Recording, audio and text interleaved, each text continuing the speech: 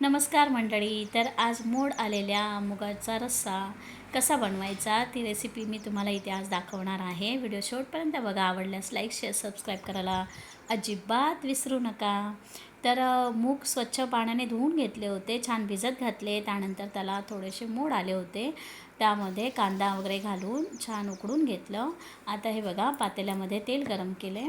त्यामध्ये थोडासा कांदा बारीक चिरलेला, थोडीशी मोहरी आणि परतून झाल्यानंतर त्यामध्ये आलं, लसूण, कोथिंबीर आणि मिरचीची पेस्ट घातली.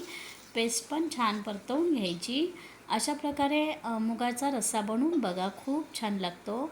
आणि आता यामध्ये मी टोमॅटो घातला आहे. टोमॅटो छान मऊ झाल्यानंतर त्यामध्ये आपले लंकेचे मसाले घालायचे आहेत. लाल तिखट, मालवणी मसाला, हळद आणि माझा फेवरेट किचन किंग मसाला.